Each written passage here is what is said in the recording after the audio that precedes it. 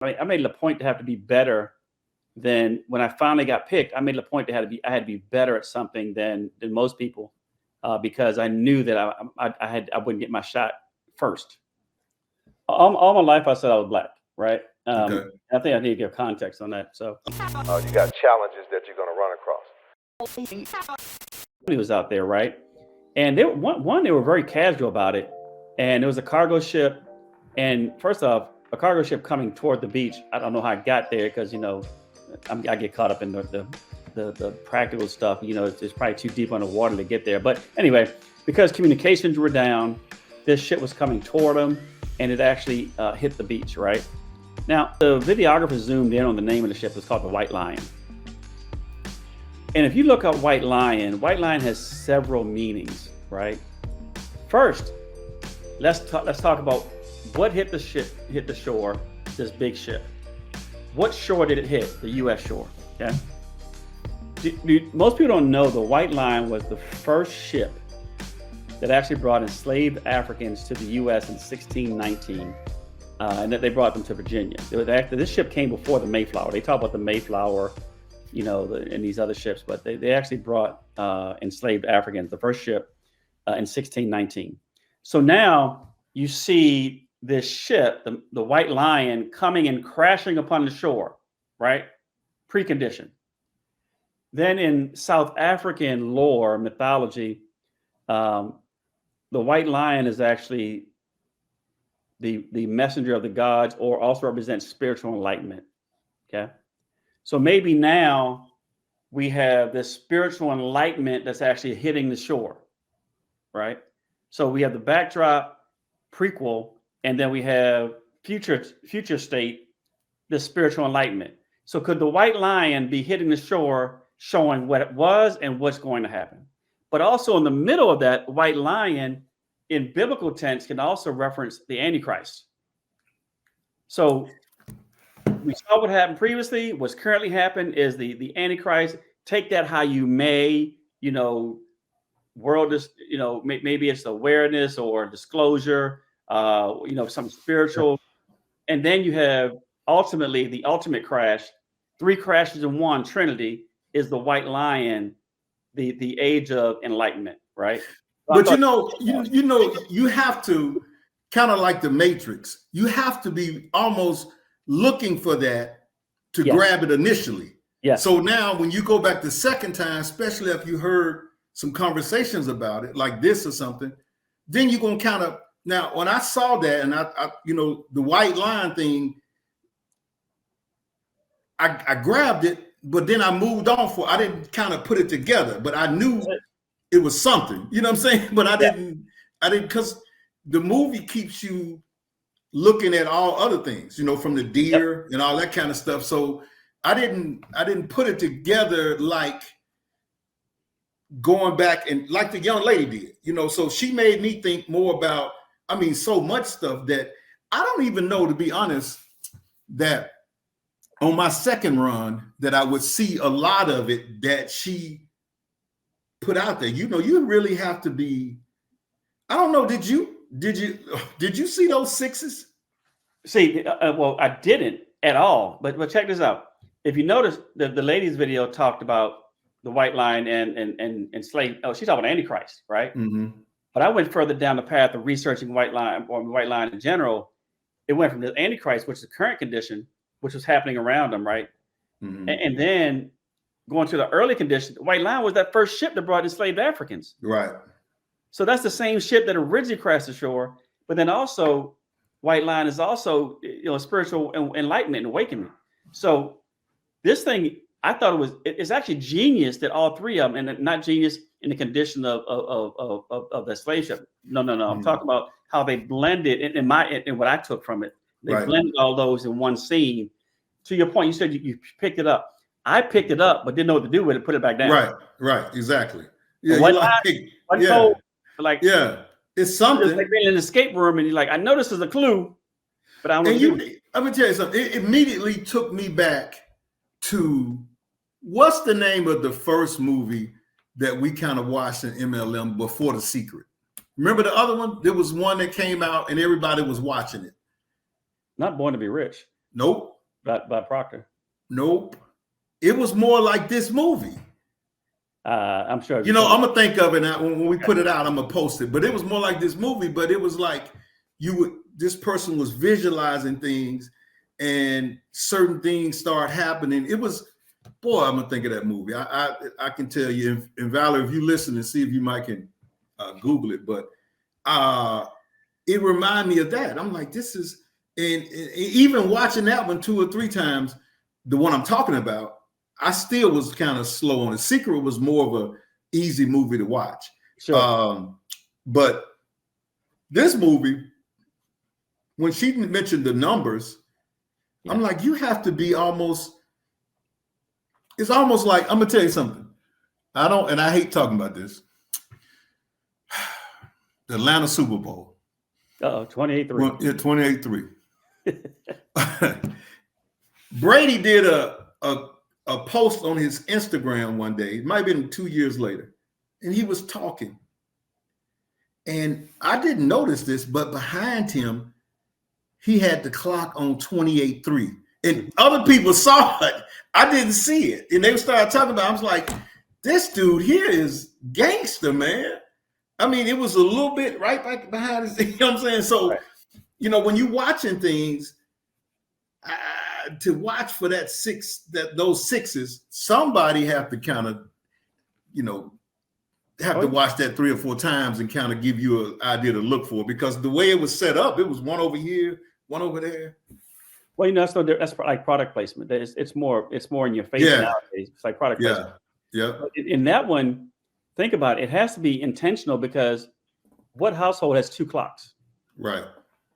And a digital clock, right in the same room, right across from each other, right? Yeah, so with 2 clocks, I mean, that's very intentional to do that, right? Right. And you know, for folks that are watching and listening, in the first scene, you know, in the bedroom on one nightstand, it had a clock on 6, had a coffee mug, it had number 6 on it, and on the other nightstand, it had a 6 on a digital clock.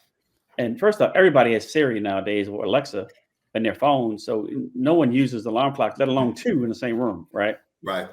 So yeah, that was very, very intentional to have 666 on there. So also, when he started talking about toward the end, the 3, and when he mentioned isolation, I immediately went to COVID, you know, because we was extremely isolated those 2 years, like crazy, you know what I'm saying? And so, and then the third point, like I said to you,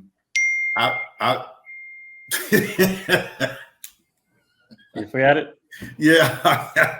But it was a good one though. Yeah, it was. And when he hit him with the Cuban, was it a Cuban? Cuban Missile Crisis? Yeah.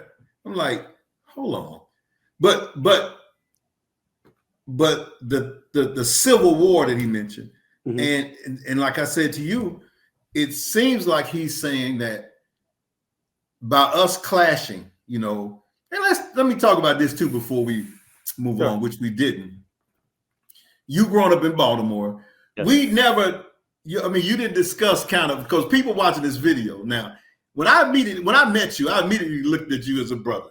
You know what I'm saying? Because, you know, you just seem like a brother to me. But some people can look at you and think, he's a white guy. So tell me, how do you consider yourself? Because growing up I look at you as a brother, and I imagine if you grew up in the projects, did you grow up in the projects? Okay. So I know you all subsidized housing, college, you know, tenements, you know. Yeah. So I know you had to catch hell being light skinned, because I call hell and I'm not as light as you. Sure. So I look at you as a brother now. What do you say if somebody was to ask you that? All my life I said I was black, right? Okay. I think I need to give context on that. So okay. My mother is African American, and I was raised without a father in the household. Never knew that family. Never saw him. Never had any exposure to anything outside of my African American family. Period. Right. Mm-hmm. So I grew up thinking I'm black, and I just looked different. Didn't understand any other concept. Right. Mm-hmm. So fast forward many years later, I took ancestry DNA and got my breakdown. And so, you know, my mother is close to your complexion, right? Okay. So so she obviously has something in her upline, right? Right. Yeah, like me. Yeah. I Yeah. used to think that I was Italian and black, right? I even had a Right. name. I called it italics, Italian and black. Right. Okay. But come to find out, man, my father was. I found out who my father was through ancestry DNA when I was 49 years old, and he's white. He's Irish, Okay. but, dark hair Irish. Right. And my mother obviously is black with some stuff from previous generations. So I'm close to 70% white and 30% and change black, right? Right. But I always consider myself African American. That's my experience. That's how I grew up. And they go back what percentage. And it's interesting too because without getting going down this rabbit hole. You can look at like Obama, who has a white mom and a black dad. Mhm. Everybody else says he's black.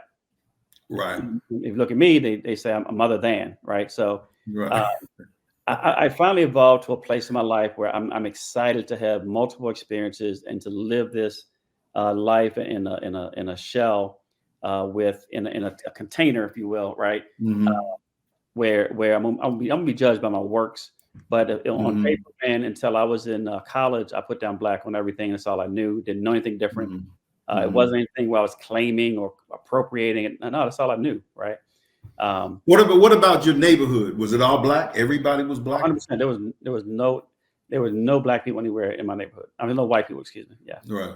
So did you catch the I caught hell. white thing? I mean, I'm being light skinned. Your white boy. Well, not around the neighborhood. No, because I was just marked. I mean, Right. that was it. Now, when we went places, I caught it all the time. I mean, I was the first one you picked on. If there was some beef, or if I was the last one you picked, if we playing basketball. And so, Right. I made it a point. I made it a point to have to be better than when I finally got picked. I made it a point I had to be better at something than most people, because I knew that I wouldn't get my shot first. Mm-hmm. Sounds kind of contrary, right? But yeah. So yeah. Well, when it comes to basketball, I guess you didn't work on that because I saw that weak jumper you had. So I know that you can't be. It's your towel. All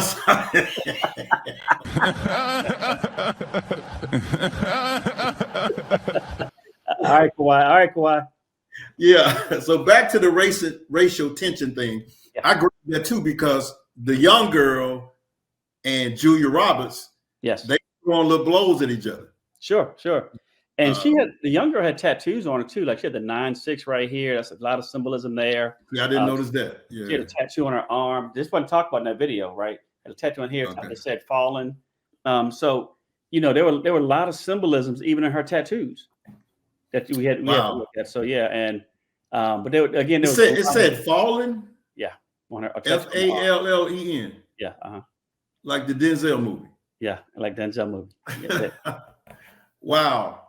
And that movie had a lot. There's a lot of things called like a numerology with 96. Man, I really want to go down that path. A lot of satanic stuff with that. Yeah. I let people look at that up themselves. But so they definitely had a very yin and yang relationship at the beginning. Mm-hmm. So the red door and the last scene. I guess we can't really talk a lot about it because if some people ain't watched it. If they're on here, this is a spoiler alert, baby. You need you can put that on. You just put spoiler. What's so funny is though how I think you too, but the young lady was like, I'm sure everybody has seen this now. I'm like, I hadn't even, when you mentioned it to me, you're like, you hadn't seen that? I'm like, no, and I probably would say that you said that because you know the kind of stuff I like. And I hadn't seen anything out there like that. I've been, I'm like, man, this ain't, I'm trying to find a documentary on which was a great documentary. Make sure that you like and subscribe and hit the all button and all that kind of stuff, because we're going to have a lot of good interviews on this podcast.